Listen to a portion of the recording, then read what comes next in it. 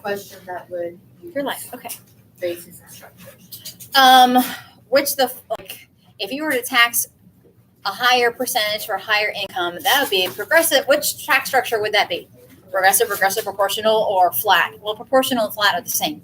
So then it's progressive. Okay, so we are live, and so far, yay, this is good. We're live on YouTube. If anyone wants to pay attention, follow along. So, anything else that you want me to cover before I give you guys questions? If there's something that's like a hot topic, Faith? The lines on the graph. Oh, okay. The money market graph, nominal interest rates, quantity of money, money supply, money demand. Well, money supply is a vertical line because that's like a specific quantity.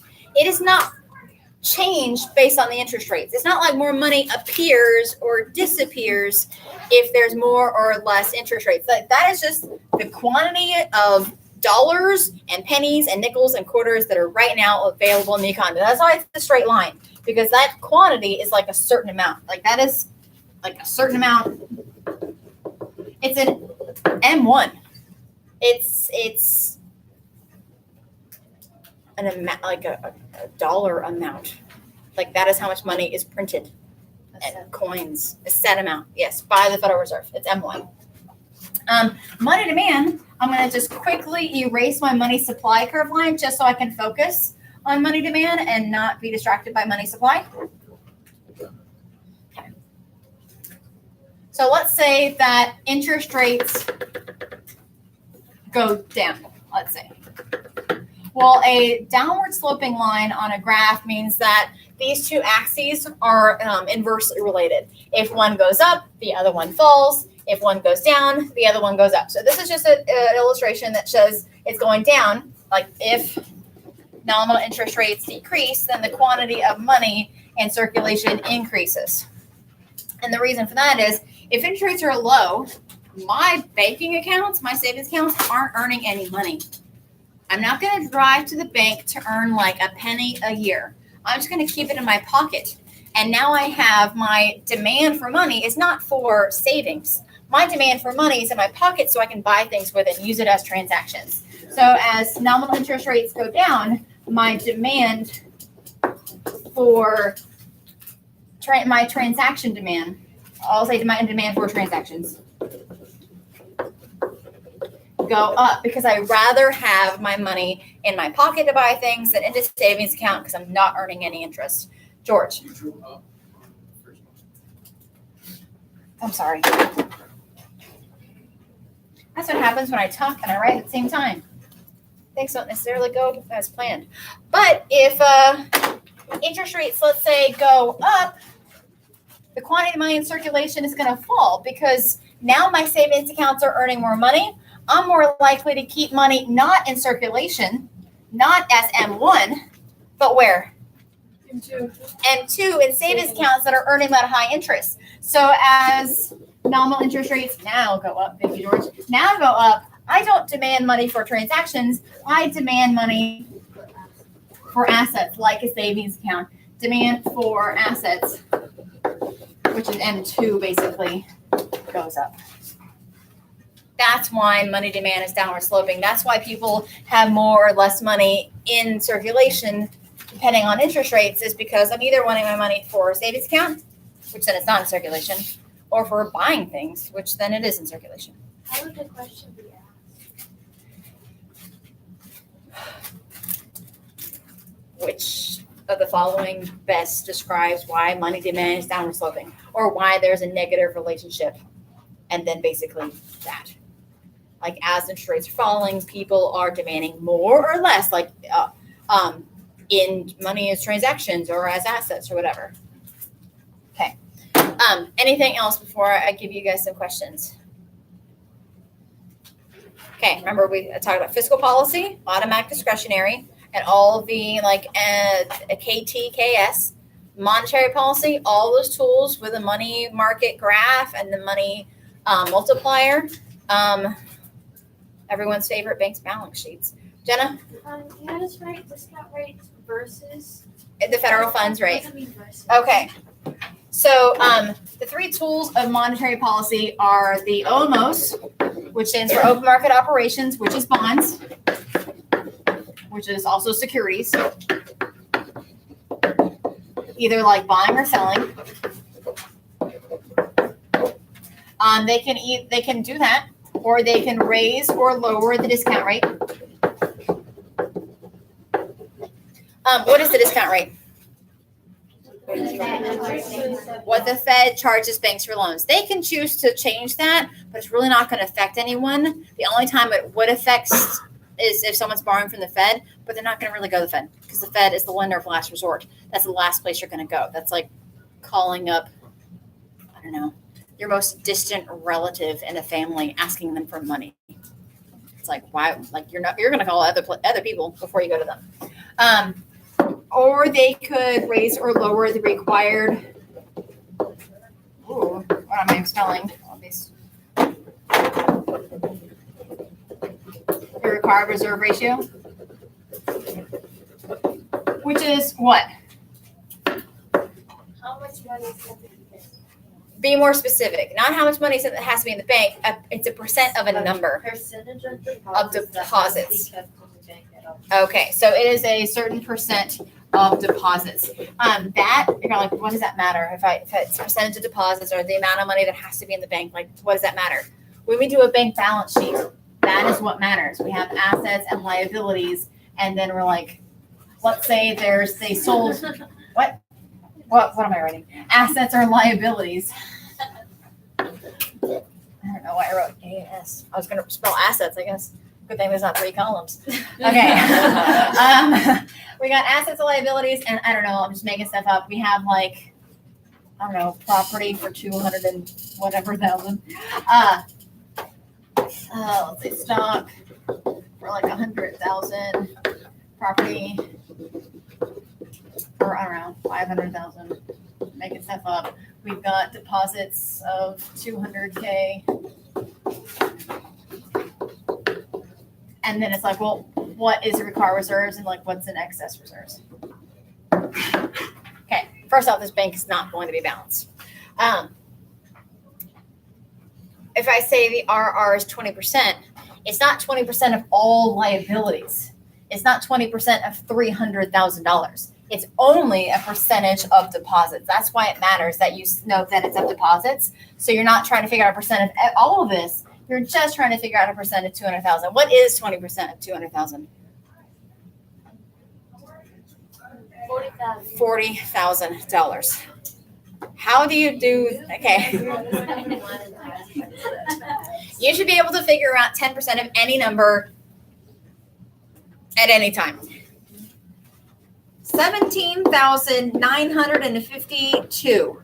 What is 10% of that? 1,795.2 cents, like 20 cents. Okay. Then what if I wanted to figure out 20%? Well, if it was $1,700, not 17,000, but if $1,700 is 10% of that, you just multiply by 2. And then you can figure out, if you can figure out 10%, you can figure out any percentage. You like double it to get 20, triple it to get 30, or cut it in half to get 5. What happens if they ask you 7%?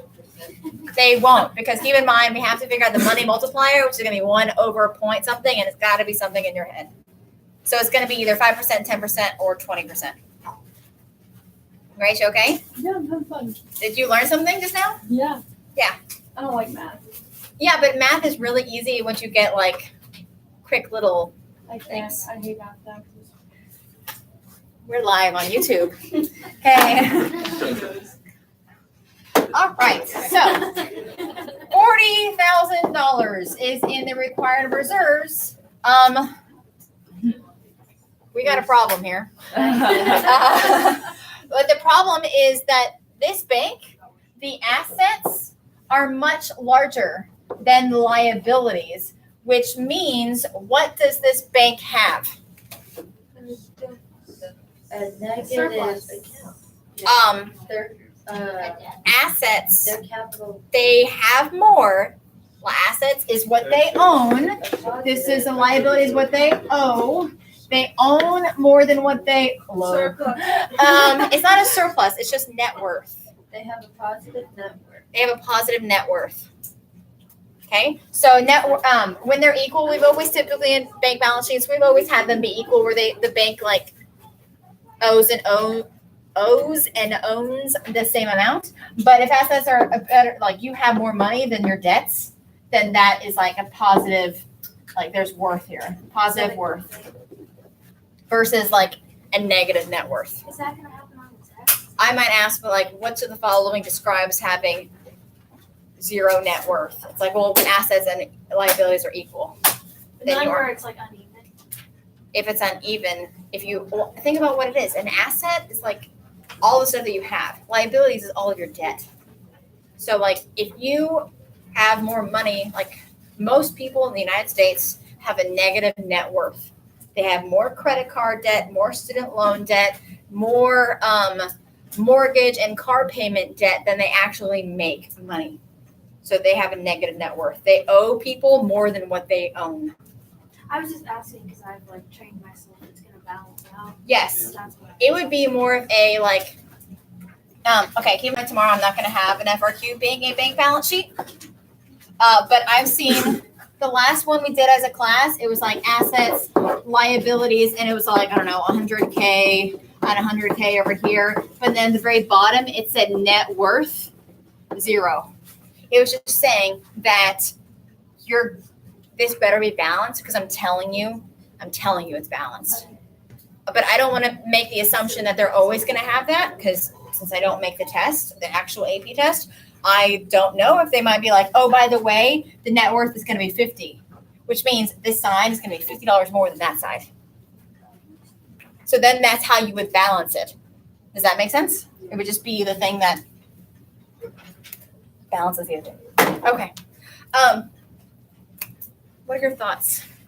No one's watched so far. No one had no thumbs ups. It's fine. It's good for me. What? Should we have an example like the FRQ?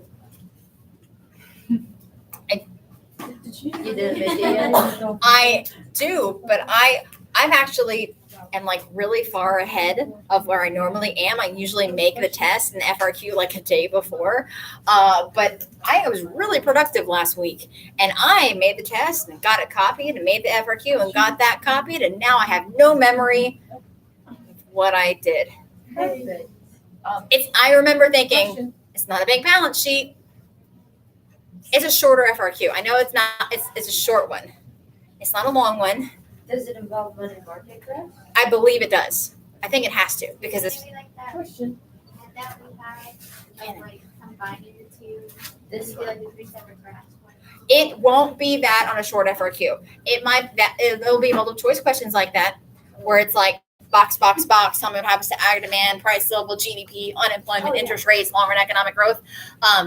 Remember, you know one or the other, not both, and you do know something. And make sure the thing you know at least makes sense. Like interest rates are going up. That's great. No. Hey, Grace. Did you even talk about discount rate versus federal funds rate? No, Jenna and Grace, I did not because I got really into the tools of monetary policy. Oh my God. Okay. I wrote it down. I was like, why do I have no information? I have no words. I just went on my own track. Yeah, I got you. She's roasting for not knowing how to take percentages. Discount rate is a tool of monetary policy. It is what the Federal Reserve charges banks for loans, but you know what? It's a tool that they can regulate, but they don't really change it all that much because no one's going to them. They cannot directly change the federal funds rate, but they can indirectly change it. I can be like, hey, Caroline, you want a loan from me? This is what's going to cost you. But I can't say, hey, Caroline, charge Ricky a different amount. There's two separate things. They'd be like, mind your business. So, but the federal funds rate is what banks charge each other. And that's probably what's going to be used more often because they rather borrow from each other than borrow from the Fed. And it's like, well, what is the federal funds rate? Whatever this interest rate is.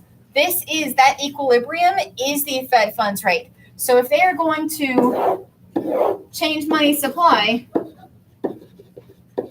it is going, so the Federal Reserve directly controls this, which then changes this. They cannot change the federal funds rate directly, but the thing that they can directly changes the federal funds rate. So here's a federal funds rate, here's a federal funds rate, here's a federal funds rate. Going from MS, let's say 1 to MS2, is that caused by the buying or selling of bonds? Selling. This is S, selling. But is that the bonds on discount rate? It's gonna be bonds. It's gonna be bonds. Yeah. Buying and selling bonds is what shifts and change the required reserve ratio. But keep in mind the one that they're gonna do, the one that the AP test is gonna tell you about is buying and selling of bonds because it's the primary monetary policy tool. So they're gonna be sticking with the primary stuff. Okay.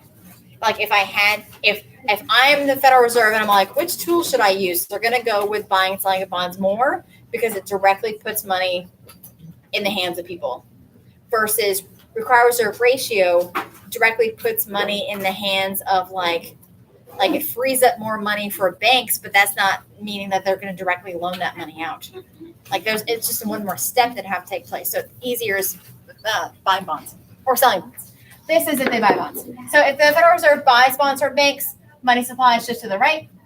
If the Federal Reserve and therefore lowers the federal funds rate and that's cheaper to take out a loan from each other, which is why that buying bonds is expansionary monetary policy because it makes lending cheaper and therefore expands the economy as people buy more things with more loans. But if I want to contract, the Fed will sell bonds because that decreases money supply. It costs more money for banks to borrow from each other, which means it's going to cost you more money to borrow money from the bank. And then that's contractionary monetary policy. Keep in mind that we have not shifted money demand at all so far yet. You don't know what the shifters of money demand are. You do. Ooh, is that the automatic? That is the automatic monetary policy that we kind of mentioned today, but we haven't talked about it yet. It's the question mark one. Yes, that's the question mark one. I wonder if my fall semester kids remember what contractionary and expansionary automatic monetary policy is. Oh, is Wait, that can you like say that again? the price? Oh, no. They're taking a test tomorrow where they're not shifting money demand at all. So we're not going to, as far as they need to know, money demand doesn't shift. It totally does.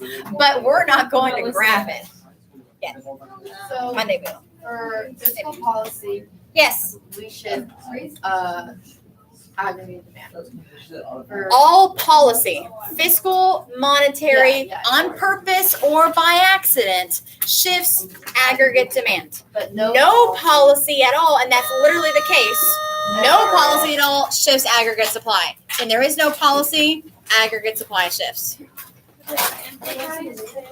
Because wages is an input price, and wages go up and down according with the recession, they fall, inflation, they go up, and therefore that changes input prices, therefore it shifts aggregate supply because they can't produce as much or they can produce more depending on wages, and then that'll close the gap. So whatever direction aggregate supply would have to shift to close the gap is the way it shifts. If you draw a picture, like which direction does it have to shift? It has to shift one way or the other to close the gap. Bye, guys. Thanks, Victor. And I don't know who Sweet Willie is. Why would you have that be your name? It's not even what you think it is. It's such a long story. On my desk. Hey. And Jack, you stink.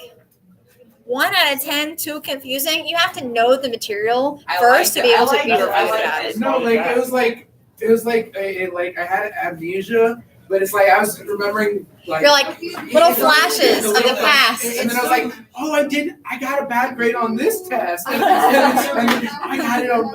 You're saying words that I recognize, but I have no definition for right now. I once knew them. It's like You know how like the end of the Notebook when like she like has Alzheimer's. Amnesia, bro, that's what I was saying. She wakes up, she starts screaming. This is great. That's Hopefully why I this. woke up in bed with economics and started screaming. I'm like, who are you? What are you doing?